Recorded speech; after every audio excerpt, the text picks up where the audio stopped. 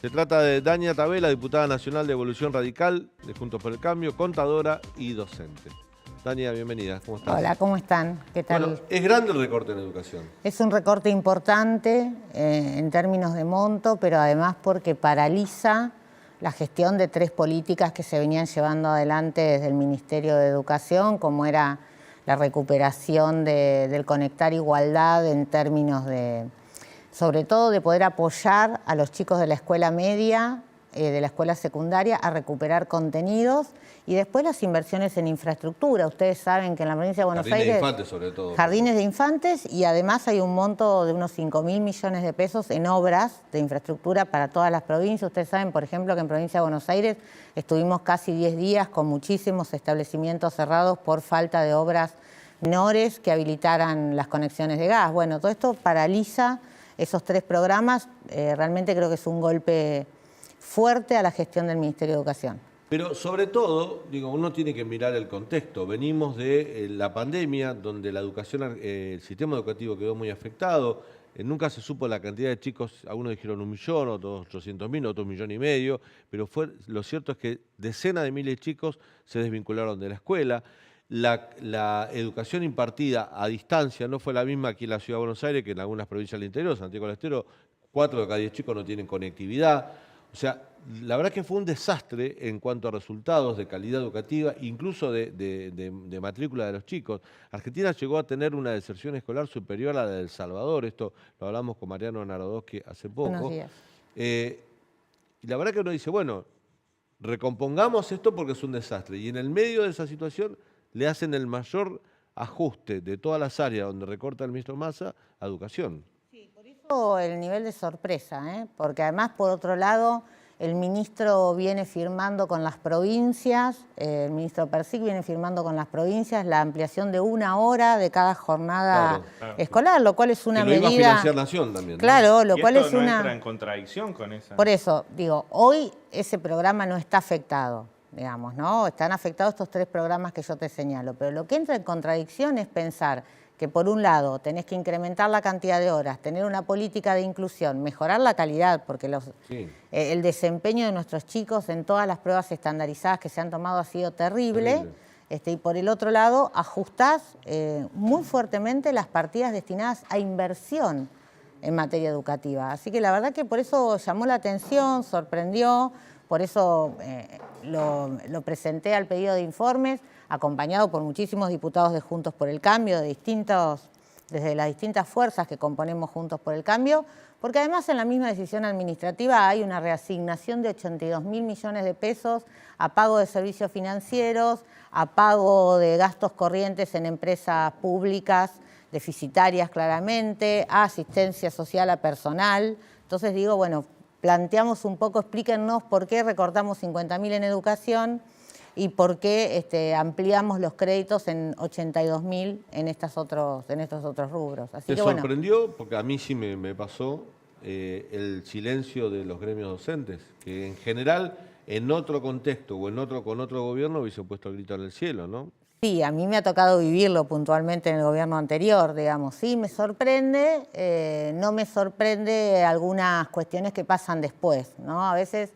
¿Cómo cuáles? Y porque hoy, por ejemplo, en la Cámara de Diputados se anunció que se reabría la paritaria docente. O sea, quizás el acuerdo haya sido, me imagino, o se me ocurre a mí que puede pasar, que el acuerdo haya sido, no voy a hacer ningún escándalo público, pero reabrirme la paritaria y acomodarme un poco el tema salarial, que además está a decir que hay que discutirlo, que estamos en un proceso inflacionario, que todos perdemos poder adquisitivo, digo, nadie está cuestionando eso. Pero no venía siendo el tema de agenda reabrir la paritaria, porque efectivamente estamos en un contexto de emergencia económica. Lo hablaban hace un ratito respecto de las reservas, lo hablaban en términos de que no tenemos ni siquiera el presupuesto inicial del año aprobado. Y, sin embargo, mágicamente, hoy el Consejo Federal de Educación, junto con el Ministerio, decidió reabrir la paritaria docente. Bueno, ayer hubo un comunicado de CETERA donde decían que rechazaban enérgicamente el recorte presupuestario, pero cuando fueron abordados por nosotros, por los periodistas, si iba a haber algún tipo de medida de fuerza, dijeron que no. No, exactamente. Que no. Sin embargo, y esto hay que decirlo, hace 10 días hicieron un paro nacional que tuvo poca repercusión por suerte, en solidaridad con un dirigente gremial que estaba acusado en un juicio penal por haber intentado prender fuego a la legislatura de Chubut. O sea, por esa situación hubiesen dejado a todos los chicos de la Argentina, la escuela pública, sin clases. Pero por un recorte de esta magnitud, ninguna protesta. Por eso digo que está muy desvirtuada la representación sindical respecto de los trabajadores docentes. Digo, yo esto lo he manifestado muchas veces cuando uno analiza la cuestión universitaria, que es de donde vengo yo. Digo, pero la verdad que pasa también en la provincia de Buenos Aires. Hace poco se titulaba, bueno, Baradel ganó con el 80 y pico % de los votos su elección gremial. Y la verdad que cuando uno analiza los números, votó solo el 16%. Entonces digo, me parece... no todos los docentes están afiliados tampoco. Además de los afiliados... Votó el 16%. Claro, entonces digo, pero la verdad es que la representación... Más de la mitad de los docentes en la provincia de Buenos Aires creo que no están afiliados. No están afiliados. El padrón activo de SUTEBA es el 43% de los docentes en actividad en la provincia de Buenos Aires. Entonces digo, la verdad que la representación está bastante disociada. Es cierto que son minorías organizadas audibles, claramente, y que por supuesto tienen intereses de carácter político, digamos, muy marcados y donde juegan además en política con esa intencionalidad. ¿Se puede construir una política? Yo creo que en la Argentina, que históricamente tiene un sistema educativo construido de una forma de gobernabilidad bipartita, el Estado y los gremios docentes, que tienen participación, incluso uno lo ve en la selección de los cargos docentes, tienen una estructura donde tienen participación incluso en la designación de esos cargos. Y uno dice, ¿se puede construir una política educativa con gremios que tienen una partidización tan caracterizada? Yo recuerdo que cuando asumió, por ejemplo, María Eugenia Vidal en la provincia de Buenos Aires, a la primera reunión paritaria iban los del Frente Gremial Docente con Baradel en la cabeza y le mostraban el guardapolvo en la cara a los funcionarios docentes de la provincia de Buenos Aires. Y la verdad que la gestión educativa del gobernador Kicillof es un desastre. O sea, yo no podía adjetivar mucho más, pero es mala. Y nunca he visto ningún gesto de esas características. Al contrario, hubo defensas. No, mira, yo creo que efectivamente hay que sumar a la mesa a los demás actores del sistema educativo. A los padres. Los padres, en el caso del nivel obligatorio, bueno, obviamente en el sistema universitario los estudiantes forman parte de la toma de decisiones y por eso cambian las reglas de juego. Claramente, digamos, todo lo que fue la discusión de abrir o no las escuelas, que aquí en la Ciudad Autónoma de Buenos Aires ocurrió antes que en el resto del país, tuvo mucho que ver con el accionar de los padres. Bueno, se organizaron, aparecieron padres organizados, que fue la gran novedad de la pandemia en el tema educativo. Entonces empezamos las familias a formar parte de la toma de decisiones. Y me parece que eso es algo que en algún momento también lo he conversado con la exgobernadora, me parece que eso es algo que hay que empezar a tener en cuenta para definir estas políticas educativas. Nosotros vamos a tener que afrontar, tenemos que afrontar de acá en adelante 3 enormes desafíos en materia educativa. Vos me lo has escuchado hablar en alguna otra oportunidad. Uno tiene que ver con la inclusión. Argentina no tenía problemas de inclusión educativa o eran los menos. No tenías deserción escolar en primaria, claro. Y ahora tenés. Hoy tenés deserción escolar en primaria, tenés el 50% de los chicos que no terminan la secundaria, tenés una deserción enorme en la secundaria producto de la pandemia, 2 años de escuelas cerradas, tiene un impacto gigantesco porque hay muchos chicos que salieron al mercado laboral, hay muchos chicos que no van a volver en las mismas condiciones a la escuela. Tenés que afrontar un desafío de calidad porque te lo viene marcando sistemáticamente todas las pruebas estandarizadas que das y además te lo está marcando el medio productivo cuando te dice, mirá, el gerente de tal o cual empresa, intenté tomar trabajadores y no saben leer o no pueden comprender un texto o no hacen una operación matemática mínima. Lo vemos en el nivel de deserción en el primer año de la vida universitaria o de los estudios superiores. Y además vamos a tener que discutir algo que se está discutiendo en todo el mundo, que es la innovación del sistema educativo. El mundo entero está discutiendo que la escuela, sobre todo la secundaria, tal como está funcionando hoy, no funciona más. Entonces, en ese marco, que hay que asumir el enorme desafío que es discutir innovación áulica, innovación en los planes de estudio, innovación en el tipo de titulaciones. Las grandes transformaciones educativas en la escuela media en países europeos, hay modelos como el de Polonia, que fue copiado de alguna manera por España, el irlandés, lo que hicieron es focalizar los aprendizajes en menos rubros, sobre todo en la lectoescritura, etc. Eso es un problema en la Argentina porque tenés tan diversificada la enseñanza que tenés docentes sustantivos para cada área que si vos concentrás la educación en distintas materias podés hacer peligrar la fuente de trabajo. Y esto es lo que te plantean los gremios. Claro, pero es una discusión, siempre los argentinos caemos en las dicotomías, ¿viste? Digamos, primero que esas competencias de las que vos hablás, lectoescritura, abstracción matemática, lógica, digamos, aquellas cuestiones que se denominan aprendizaje. Estoy hablando de modelos exitosos de recuperación. Eso, aprendizaje fundantes. Sí. Lo que vos no podés no saber cuando terminás un proceso de escolarización en cualquiera de los niveles, digamos, hay muchas formas de abordarlo.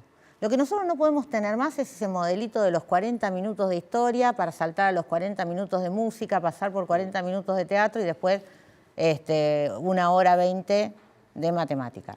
Entonces, hay muchas maneras de abordar el conocimiento, la interdisciplinariedad, la transdisciplinariedad, con base en esos aprendizajes fundantes. Y nadie se queda sin trabajo si vos trabajás en reconvertir a esos docentes, porque además hay algo que Argentina, exactamente, porque hay algo que Argentina no ha hecho, que tiene que ver con las políticas de acompañamiento, pero de acompañamiento real.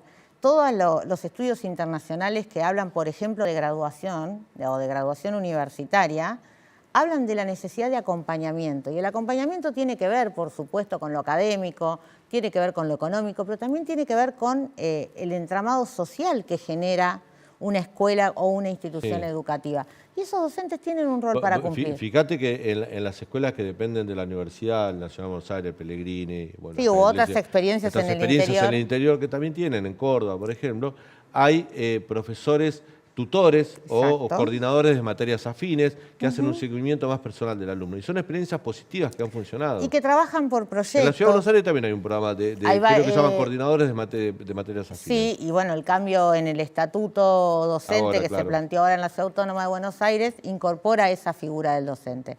Claramente se necesitan tener ese tipo de estrategia, entonces nadie se queda sin fuente de trabajo. Lo que tenemos que pensar es realmente en reformar el sistema educativo. Y la voluntad de que acepten la reconversión. Por supuesto, ¿no? Esas cuestiones son las que hay que trabajar, pero la verdad que son 3 desafíos muy importantes y no lo vamos a poder construir si nos paramos de un lado y del otro de la grieta en discusiones vinculadas a lo educativo. Porque además, déjame terminar con esto una reflexión. Seguramente los problemas económicos que tiene Argentina, más tarde, más temprano, probablemente más temprano que tarde, se vayan a resolver. Vayamos a estabilizar la economía, logremos aumentar las reservas, tengamos un sistema productivo más competitivo, le quitemos restricciones a la exportación, etcétera, etcétera. Y la economía argentina no tendría por qué no sanearse y poder pegar un salto cualitativo. Ahora, el desarrollo, que es ese crecimiento económico sostenido en el tiempo, necesita capital humano. Y es lo que Argentina no está generando. Dania, la última y breve. Sos una profesional que viene del ámbito universitario y hablabas de grieta recién. Tenemos una universidad pública que es democrática, reformista, con libertad de cátedra, tiene unas características históricas. ¿Está bien que el Consejo Directivo de la Facultad de Filosofía y Letras se expida con un caso proclamando la inocencia de Cristina Kirchner, por ejemplo? ¿No es violar también parte de estos preceptos que históricamente hicieron la Universidad Argentina? Mira, justo antes de ingresar me contaban de otra universidad donde su Consejo Superior evitó que eso pasara. Me parece que muchas veces se utilizan esos ámbitos institucionales, se bastardean esos ámbitos institucionales para discutir posiciones. Se ha pasado, en Sociales en la UBA convocaron a votar a Daniel Scioli en el 2015. Yo recuerdo y en otras universidades también. Claro. La verdad es que se bastardean ámbitos institucionales que tienen que estar discutiendo estos otros temas, que no pueden estar discutiendo, además temas que ya están en la órbita de la justicia. A mí un colega tuyo ayer me preguntaba qué opinaba. La verdad que lo decide la justicia. Claro. Yo ya no tengo nada que opinar.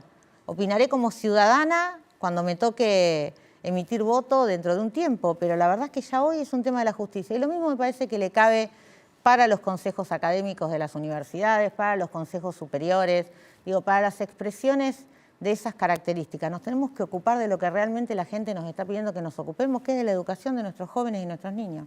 Gracias, Dania, por tu visita. Muchísimas gracias a ustedes.